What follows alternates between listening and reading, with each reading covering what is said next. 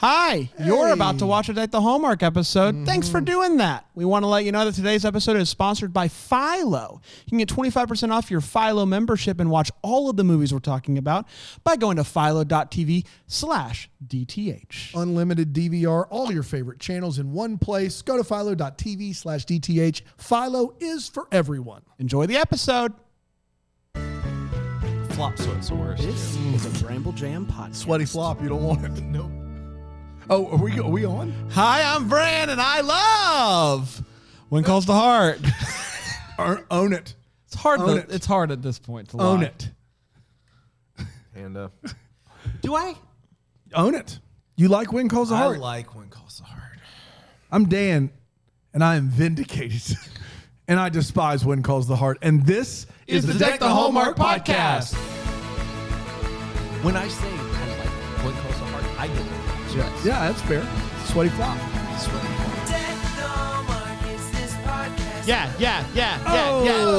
Boy. Vindicated. I am selfish. I am wrong. I am right. I swear I'm right. Swear I knew it all along, and I am flawed, but I am cleaning up so well. Just let me. You weren't going to finish. Spider-Man 2 soundtrack, Boy, everybody. Taking it back. Yeah. We did it. Signal Fire was also on Do that you remember by Snow Patrol. Love that album. You say so. Do you remember back in season 1 where you're like, this is what I look forward to the most every week, When Calls the Heart? Not recording the episode, watching the show. Do you remember that, Panda? Yeah, I misspoke. It was Spider-Man 3 soundtrack. Yeah, I was about to say. Because some people, I didn't want But emails. Vindicated was Spider-Man 2, right? Spider-Man 2. Yes. Spider-Man I said 3 Signal Fire. Is the Snow Patrol of superhero movies in that it sucks. When Calls the Heart, but back to your point, Dan. Not going to defend it. Just straight back. I can't. I saw it in the theaters and I was like, boy. Sandman, baby. I did buy the DVD of it just to be a completionist. To be, of course you did. It was bad though. There we are. Are you Kermit the Said Frog? Spider-Man. It's the worst one. Spider-Man 3, Tobey Maguire. Oh, Yeah. so bad. Or any of the Andrew Garfield Spider-Man. Any of the Andrew Garfield. Yeah, Spider-Man 3. I liked Andrew Garfield. Here's the thing. You're not going to like this. Either one of you are going to like this. But, You don't know me. okay, I know your opinion here.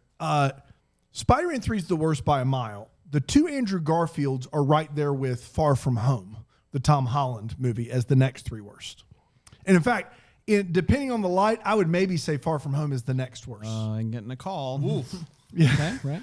Wait, Uh-oh, guys. Not Homecoming. 2021. Homecoming's wonderful. The first Tom Holland one is wonderful. The first Tom Holland Spider-Man. last one wasn't wonderful. bad with the the second Jake- one with Jake Gyllenhaal and all the cameras. that's not bad. Oh, it's terrible. Here's why I would not actually disagree with you though, because where else are you going to put it? Here's the deal. Because the first two Tobey Maguire movies, Spider-Man 2, Tobey Maguire is the best.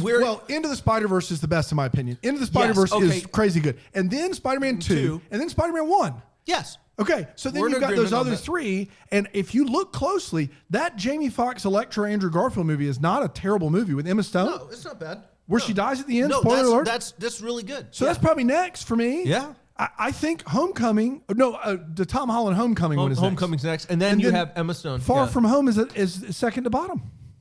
I just because I don't know I where just else you think would the put Jake it. Gyllenhaal, that whole I don't plot count line, Into the Spider-Verse because it's not oh, it's live so good action, though. Into but the it Spider-Verse is phenomenal. So good. But yeah, Spider-Man 2, Doc Ock, Alfred Molina, the It's best. phenomenal. No question. Yeah, it's the best. Where are you at? Are you a little bit more? No, I think I just don't know where else. I think you're right because there's But nowhere else to put it. it's different to rank them than you said. It's like lumped in, like right there. I don't think it's. I think it's worse than those two. Oh man. I think it's worse than those two movies. I think Tom Holland's a better Spider-Man. I just think the Far From Home is just not a good movie. I don't know what to tell you. It's You're funny wrong. in parts. It's not good. It's not bad. No, I don't think it's bad. There's no I don't such think thing. I The just only don't think bad Spider-Man is Spider-Man 3. Spider-Man 3 is atrocious. It's a bad movie. It's That's the terrible. only bad Spider-Man. Sandman. which is a shame because the plot line of Venom and the plot line of Sandman, those are good characters in Spider-Man. And Those I are mean, phenomenal. I don't know Snow Patrol, Signal come Fire, on. right? Are Try and my stop us. signal fire. Song sounds awful. I don't know, but I hate it. Sounds better now with you singing it for sure. It's no hats off to Christmas. I'll tell you that much. Speaking of hats off to Christmas. Hats off to Christmas. It's gonna be a real good time. We are reviewing that one tomorrow for our classic Hallmark Christmas movie. And if you think it's the last you'll hear of that song, You'd be wrong. Hats off to Christmas. Tip of the cap to you, It's going to be a real good time. We can't wait for that. But alas, here we are. We managed to spend 5 minutes on Spider-Man, and it did not feel Alonzo like enough. Duraldi is in the chat, has entered the chat, and says that the Garfield second one is the worst one, with Electro and Gwen dying. He says that's worse than Spider-Man 3. I can't get over the emo bit. Alonzo. No. That's worse than Spider-Man 3. I thought it was just universally accepted. Good gracious. Everybody agrees on that. No, Come on, Duraldi. Yeah, come on. That is the most critic thing. Like, he says, come on, dude. Man. Like, you've seen a movie. Film critic. Sheesh. Am I right? You probably haven't even seen a movie today. Well, we've seen a couple. Yeah. If you call When Calls the Heart as a movie. We've seen a couple. That's right. Regardless of how. But I watch them. You want to get going on this or not? It's time for When Calls the Heart, Season 3, Episode 2. The special we watched is technically Episode 1. So there's a fun fact for you. Why are you so downtrodden by that? It doesn't make any sense. It just means we're cruising. Episodes in When Calls the Heart mean nothing.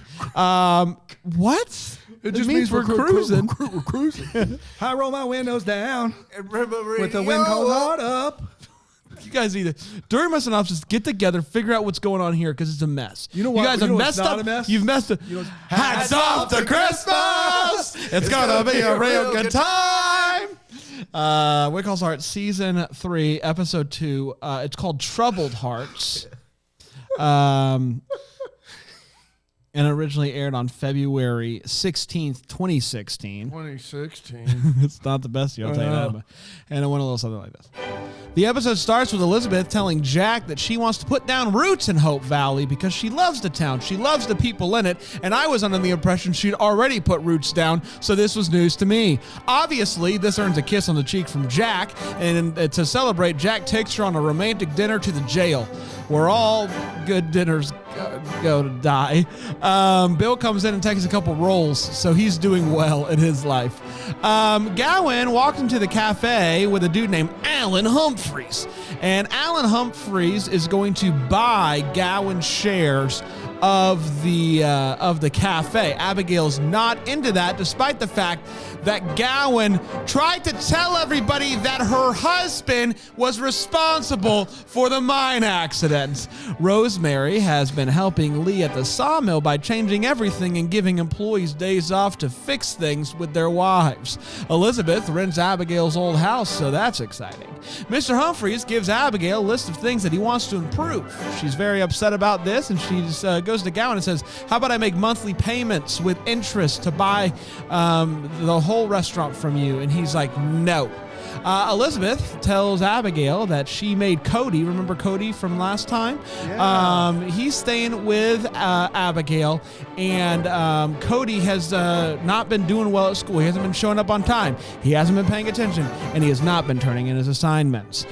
Jack helps Elizabeth move her belongings into her new house, which is actually Abigail's old house. Gives her a nice glass vase and a nice little housewarming gift. He's so sweet. Despite not currently being a Mountie, Bill has figured out that Jesse was in a gang, and Jesse's gang was involved in the death of Silas Ramsey. We all care about Silas, and we know who he is. Bill also mentioned that several years ago, some guys killed a friend of his, leaving behind a widow and an 8-year-old daughter. So there's lots of shadiness going out there in the woods. Jesse gives Clara flowers and says, hey, do you want to go on a walk? While out on a walk, a creepy guy emerges from behind a tree. Jack stumbles upon a figure between Cody and another student. I'm sorry, a fight. I don't know why I wrote a figure. I'm a figure. There's a fight between Cody and another student because Cody was upset that kid called him an orphan. Abigail feels like Frank is drifting away. Remember Pastor Frank, who we found out maybe might have a real sketch past? So she confronts him, and he's like, I don't want to talk about it. Get out of here. Jesse walks into his room, and the creepy guy from The Force is there. His name is Sonny, and I think that makes sense. Another gang member named Jake is also there, and they want Jesse to find Frank, a.k.a. Matt Landry. Abigail comes down the cafe stairs to find Bill making breakfast. He informs her that he bought Gowan's share of the cafe. She's a little taken aback, but it's better than Gowan and better than that other guy, so we're in. Gowan keeps putting the moves on Nora. Remember Nora? Yeah. Bill's ex-wife? Boy, don't I. They've moved on. Yeah, gives her a pocket watch, and before she leaves Hope Valley. Rosemary's purchasing supplies for the for Lee, and finds out that Lee's account is overdue. It's not being paid. Abigail and Elizabeth are painting the house, and Elizabeth is like, this is so great. And Jack and Cody walk in, and they're like, oh, we just threw the baseball. Cody then, when asked if he can help, he says no, and Abigail says, you will do what you're told. And he says, I will not. And then he's like, hey, Jack, catch. And he throws the baseball, and he hits the vase. Crashes everywhere. And everybody's like, dude, bad throw. And he's like, I don't have to listen to you. And Jack's like, dude, just do what they tell you to do. And he's like, you're not my father. He runs away. Jack follows him and talks to him. And they talk about, how their parents passed away and stuff like that. Jack's very relatable. Jack and Cody hang out while Abigail and Elizabeth go for a little walk.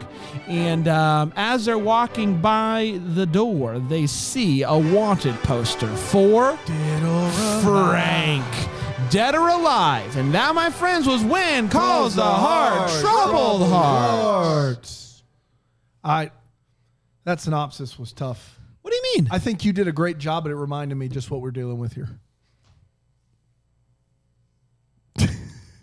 Hats off to Christmas. It's gonna be a real good time. We're gonna take a quick break, and we'll be right back, and I'll keep on marching. By the time we get to the episode, it's just gonna be old. No. We'll be right back. We don't run bits in the ground. Freeze, boy. Philo, it's off to watch we go. With a Hallmark here and a lifetime there. Philo. Do. Hey, we have a lot of fun here on Deck the Hallmark. But one thing we don't joke about is Philo. No, we don't. Unlimited DVR, 60 plus channels, $25 a month, lifetimes, your Hallmarks, Nickelodeon, BET, your VH1, your movies, your kids stuff, your realities. Philo's for everyone. 25% off, 2 months. Get you through Christmas in July. Philo.tv/DTH. For that deal, Philo's for everyone. Philo.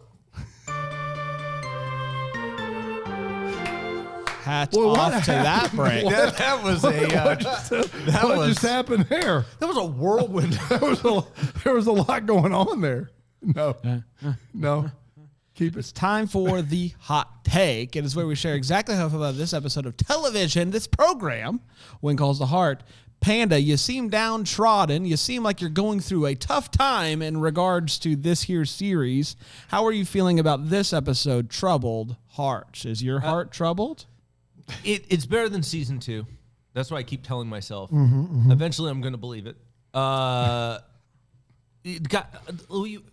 There's promise. Can I say that? There's promise. And here's why it won't get just a pure negative review from me. You think it's going to be When Calls the Heart's going to be a promise keeper? I hope so. Don't you got to keep the promises you make. Yeah. I learned that with a lot of other men as well. So here's what I will say Don't explain it. No, I don't need to. It's self-explanatory, Brand. What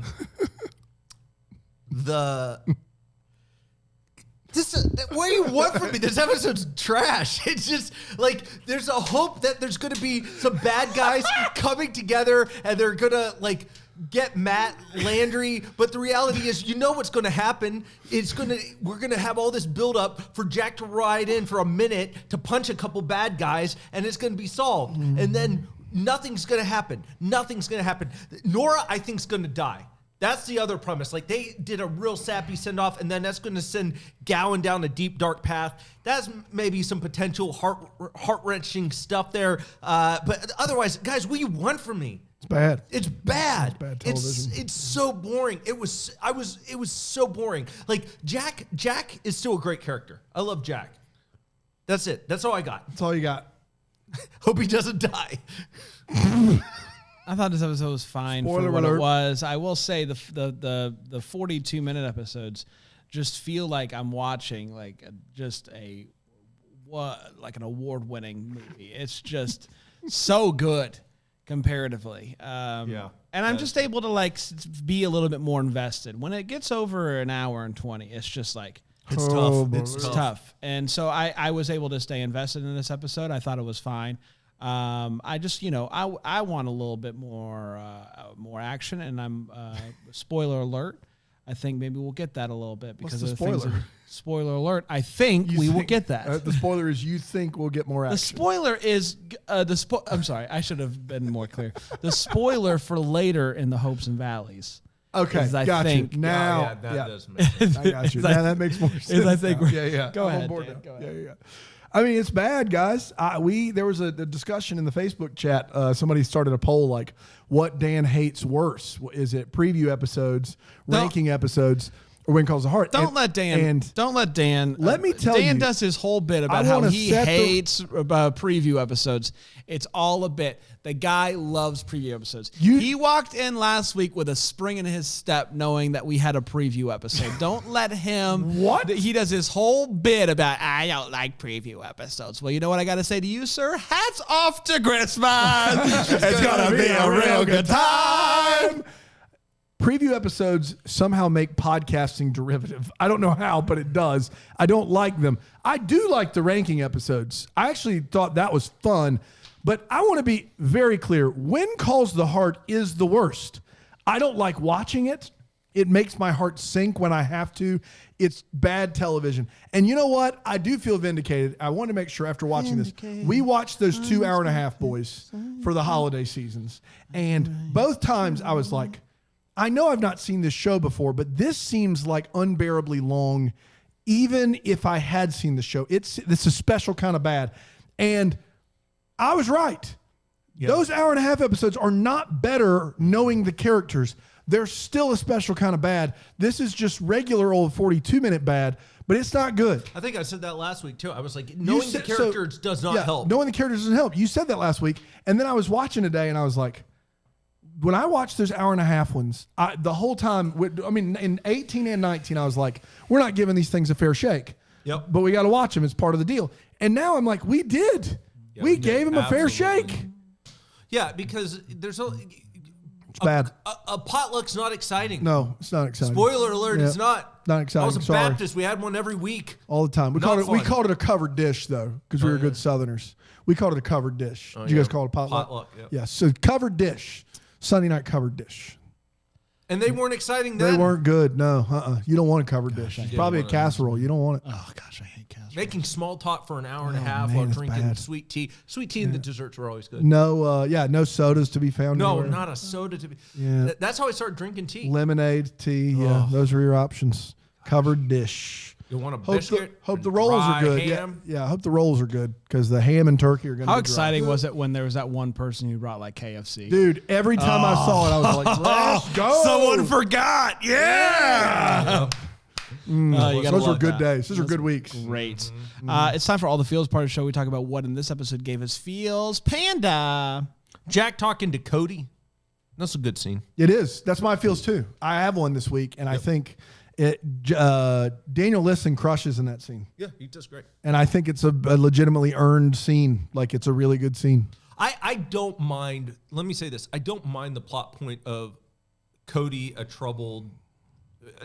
Troubled's not the right word. He's working through grief, and like I don't mind that plot point in When Calls the Heart. I like that they're doing that. I think that's a good plot point. The problem is, it seems like they're going to revive this. Like they go to this well again. Cody's in the show until current.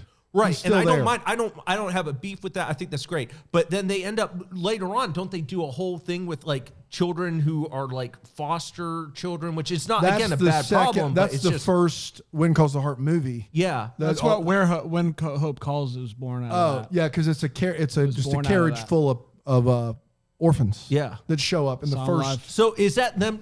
I don't have a problem with that. It's just it seems like they run out of ideas. Like Yeah. it just Yeah, seems yeah, like yeah. they're going to that well again, which for I don't sure. have. I don't have a problem with that. It's just I don't know. I got nothing. It's a clean sweep for that conversation. Oh, really? The feels, yes. The only the feel to be feels. found. We're going to take a quick break. We'll come back with Wait What's here on Dyke. Think there's going to be any fun breaks? I don't know. Yes.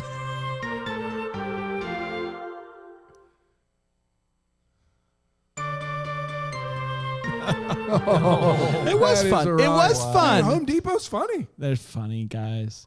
Boy, are we at the Wait What already? Already? We're When Calls the flying. Heart, Troubled Hearts. Wait what? I'm going to start with Panda. Panda, what you got, pal? I Nothing. see a lot written down here. I had one note that said Jack's speech to the kid. There wasn't a wait what here for me. My problem with the show has never been there's the occasional egregious error, but they're getting less actually as the show, in my opinion, is going along.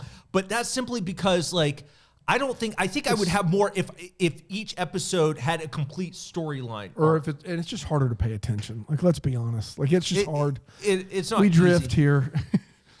But also, I just can't see where they're going, and they have time to course correct. You know what I'm saying? Like in a movie, it's the full plot line, and I could sit there and be like, "Well, that doesn't make any sense." But on a week-to-week basis, they'll come up with something. I'll be like, "That doesn't make sense." But a lot of times, they fix it the next episode or something like that. Or I don't care enough by the following episode to remember what the previous one was. We could do this show with just reading the Wikipedia plot. Yes, that's the also the other truth of it. Maybe we should. What if we did? I have a couple. Just pretended we saw I have it. a couple Wait What's. One is at the beginning of this episode, Bill walks into the jail to see them having dinner. And he seems very hungry. And he's just like waiting for an opportunity, and they invite him over and he grabs 3 rolls and he's out. And I was like, oh boy, Bill is down on his luck. He's no longer a Mountie. He's going through a hard time. By the end of the episode, he's buying half a cafe. Yeah. What was the deal then with the rolls? How do you like? just what, wanted a roll. He wanted 3. That's one of mine. When There's you 5 rolls get on the invited, table. you grab one. You grab one. You grab 3 rolls? unless you are going through it. I was like, boy, this guy is down on his luck. No, he's got enough money for He's half got a enough cafe. money for half a cafe. He grabs 60% of the rolls for the meal. 60% of them. They did look good. They look good, and that's not okay, Bill. How are the rolls at the corral? They good? Oh yeah, they're solid. Good. They're not gonna mess up something like My that. last one is the conversation, obviously, with Jack and Cody was fantastic because we all had it as are all the feels. But what wasn't fantastic is the fact that Jack was wearing this. He was wearing a Henley. Over top of the Henley, he was wearing a flannel. Over top of the flannel, he was wearing suspenders. And that outfit doesn't make sense in any generation ever. No. It's a Henley covered by a flannel covered by suspenders. What I was didn't she see trying it to do? coming. I didn't see it coming. I didn't hate it, though. Hats off to Do you remember that time we saw Paul Green wearing a jacket and then wearing the same jacket on the show? He says it wasn't the same one. Well, I think he's misremembering. The 2 I have, one with the rolls. The other is Elizabeth is teaching, and she assigns a group project to a classroom full of 5 to 14-year-olds. And I'm here to tell you, as a teacher, first of all, group projects by and large don't work. but when they do, it's because the groups are right, the dynamics are there, and the rubric and the assignment is great.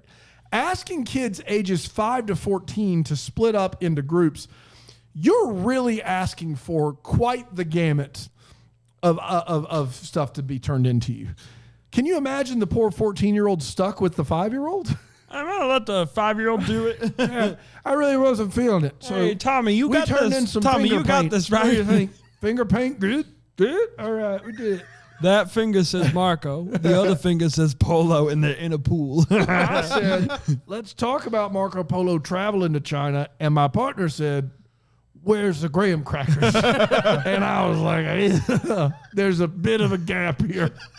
So we just finger painted mostly. worked on our ABCs. I did find the graham crackers, though. Well, we're good. I did not Honey share. delicious. I did not share. Once you find them, you eat them. They're good. Sorry, But Tommy. we had a good snack. If it's a snack project, we win. We win. Snack project. No? I want to be in whatever school those kids are in. I'm just saying, a group project, everything could go wrong there. One kid isn't literate yet. I mean, they were smarter back then. No. I asked Tommy. I said, Tommy, I think Jessica likes me. What do you think? And he said, pass the juice box, please. Like he couldn't give me any advice. There was no gossip to be found. It was like his 6th juice box. He was like Grizzly Gray at a party. So true, man. So true.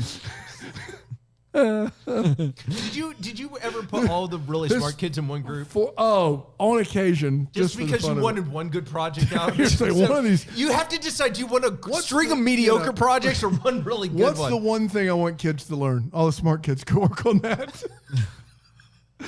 No, I usually would. You know what you've heard that whole backstory. I don't need to do it again. Yeah. But the smart kids got tricked into thinking it was random, and it wasn't. Yeah. This is all part of my game.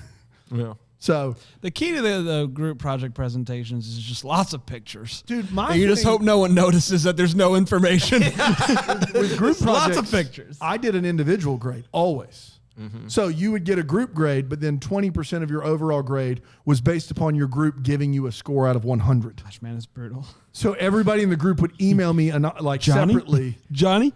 Yeah. I will take your juice boxes. That's right. I will take your juice box. I'll do it. You give me 100. Marco Polo, not the pool game. No. The person. He is a person. You read the first chapter. What? Son of a... and I would make them grade everybody. So if the 3 of us were working, we'd get a grade, but that was only 80% of our grade. And then I would email the teacher and be like, Panda, 60, Brand, 40.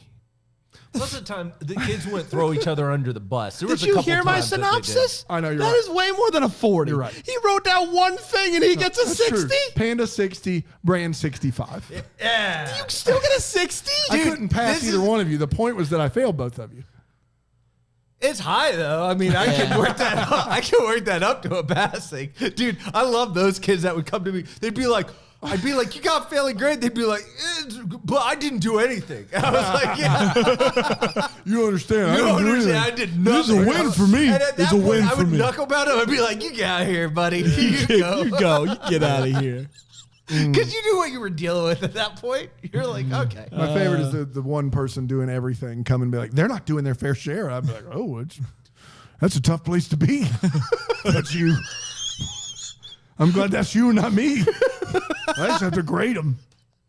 You look like you're going to be doing a lot. I really hate that for you.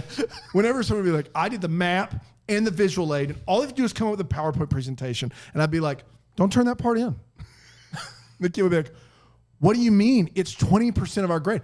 Was it their job? Yeah. Are they not doing it? No. Don't turn it in. But Mr. Thompson, that's like you guys showing up and Brandon doesn't have a synopsis. It's like, what do you do? Yeah, you just keep What rolling. do you do, Mr. Thompson? Brandon doesn't have the synopsis. I'll tell you what I do. Hats off to Christmas. It's gonna be a real good time. Now, I do want to point out, I made that song, and so that should bump my grade up to a 65. At least, yeah. Next pod, you're above Brand. Yeah. There's no way around it. Yeah, that's true. Hey, No, that's see, fair. and that's why I aim for a 60 because now I'm good at having that's 80, fair. and then I can exempt. It all levels exams. out. It's full nuts. At that Yeah, point, full you're nuts. good to go. It's time for the That's a Hallmark. full No, nuts live. Full nut. Dude, they were wild. You did yes, you did come up with the bulk of this, but I do think it was The bulk of the collaborative. song? The bulk of the song. It was collaborative. I heard We it. were- I knew it was not. I knew it was him starting. It's time for the Hallmark Inspired Show. We want to maybe give some clarity. That is- The simultaneously worst and best compliment you Yeah, can give me, no. like this doofus, but at the same time, this doofus. But I think we all know what I meant. It's a jam, man. It's time for what the Hallmark. Panda, what are you? I'm sorry. Hopes and Valleys. Hopes. Come on, man, get it together. 60, Give me a 55. Yeah. Get down there. You knock him down. Yeah. Get down to that. That's a fat zero, buddy. That's just a song. Hey, he's not doing anything. He's He not just doing said, get anything. down to that. Yeah. In a weird accent. I don't know what it was. Yeah. Get down to that. Go ahead. What in the world? Hopes and valleys. If you have any things, you got them. Excited. If you have anything, you got them. Philo. No. This is not going to be one of our best episodes, but it's going to be one of my favorites. So, Hope, You don't have anything. there's going to be bad guys. You don't and have anything. Matt Landry down with that whole shenanigans. Ready you down to with see the what sickness? happens. Well, that's a great song. That was good. Yeah, I know. I've been working You on it. used to practice that in your room. Yeah, didn't you know I did. Somebody buddy. didn't say down to the sickness. I'm gonna I've be been ready. waiting. I was I'm like, gonna be ready. it took me 20 years, and my instincts just kicked in. I was like, I can do it. You never know. You never know when you might That's need why to you gotta be ready for the it. cackle. The sickness cackle. That's a skill, baby. And then Nora dying. She's not even like dead yet. She doesn't You have were a making single such debilitating- assumptions. She's gonna die. He must have read ahead. No, I did not read ahead. The way You wanna they make were a bet? framing it. No, I don't, because last time I made a bet, it went south, and I looked awful with a shaved face. It was something. My wife looked at me and she said, "Oh no," when I came home. And as soon as my beard started growing back in, she goes, "Oh, that's better." And then, so I just think she wasn't attracted to me for a few weeks, and I can't do that again. If I shave my beard again, she just might be done. She might leave you. Come home, I'm like, "What happened?" She's like, "There's one bit too many." You look like a cone head, shorter. It looks like a deformed egg. What's wrong with that? My hope is that there's going to be some action picking up. We got the gang in town. They're looking for Frankie, and so I'm excited about that. That's all that I have actually. I don't have any. I'm going to stay positive. No hopes, all valleys for me. I'll take the flip side of that. Just all valleys. It's just not. It's not good. I don't think it's getting any better, and that's all I got. In that Time for segment. What's Calling My Heart's part of the show. We talk about an email. Pocket watch. No, No, but wait till tomorrow. Oh man, Smolder Smolder. alert. He's got a couple of good Listen, spots in here. Give me a 6.5. 6.5 of 10. I'm going a little bit lower because of the Henley flannel suspender look. Despite me wishing I could pull that off, it was a tough look, and so I'm going to go with a 5.3. I'm going to go a little higher than Brand because it did do it for me, just not as much as I wish it would have. So 5.7. Okay. Weird way to describe it. Not as much as you wish it would have. It was doing it for me, but not as much as I To wish tell it did. us what's calling your heart, email us hello@deckthehallmark.com. Our latest email is from Brian and Cheryl McKierney. Going with McKierney. Well, good day again, fellas. McKierney. Hope you and your families are keeping well. They're in Australia here. Continuing to enjoy your podcast. Thank you. Ooh, this stings. Particularly your Take the Day Off series. Very, very funny stuff. Man, that stings. I will say I'm very proud of Take the Day Off and what we did. It's a really good on the time show. capsule, but also, that means more bits for this show. That's right. It does. You blokes seriously remind me of my brothers when some of them get together. I have 7 of them. Oh wow. Which ones in particular? I want to meet them. It does have a list. No, it does not. I hear your pain with season 2, and that is why there is a fast forward button on the remote. Other than a few Jack and Elizabeth moments, not much else in that season. Listening to you blokes review the series has made me look at it quite differently. When I last emailed, you were curious as to why I didn't like Hallmark, but liked When Calls I the remember Heart. this guy. Truth be told, it was on Netflix, so didn't know it was Hallmark till I was already sucked in by the show and the Jack and Elizabeth story. What is calling my heart right now, as of this date anyway, and I am not sure if you blokes are into your sport, but my footy team, the Western Bulldogs, sitting pretty on top of the ladder, 5-0. It's been 76 years since we have started so well. When I talk about footy, I'm talking about Aussie rules football. Come on. Truly the best game in the world. Check it out on YouTube. We Aussies love our sport, and Melbourne is the sports capital of the world. and sport Whoa. is seen as a religion in Victoria. We also have 2 public holidays every year, purely for sporting events. One is the Melbourne Cup, a 3-minute horse race that we absolutely need the day off to watch or go, to. And the other is the footy grand finale or grand final. We get the day off before the game. You get the day off before the game? Wow. Why not after the game? If you would like to jump on the bandwagon and support my team, by the way, the team colors are red, white, and blue. So let me know. I am happy to send some merchandise over.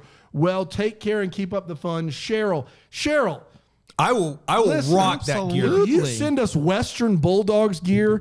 We'll be their biggest fan. I'm an American XL. Now, in Australia, I don't know what that translates to. Bring me a Western Bulldogs jersey. It's on. I will wear it on the show. Yeah, same here. No Absolutely. question asked. Oh, yeah. Go I'm all Western in. Bulldogs. Are they still 5 and zip? I'm sure they're not They anymore. are, according to footywire.com, they're Ooh, that's where I 9 get all and my they're news. 9 and 2 now. 9 and 2. Wow. All right, Good job. Cheryl. Taking 4 down with them. Let's go Bulldogs. Let's Hats off go to Christmas. We're Gonna gonna be a real good We're gonna be back tomorrow with hats off to Christmas. I promise that we will sing tomorrow.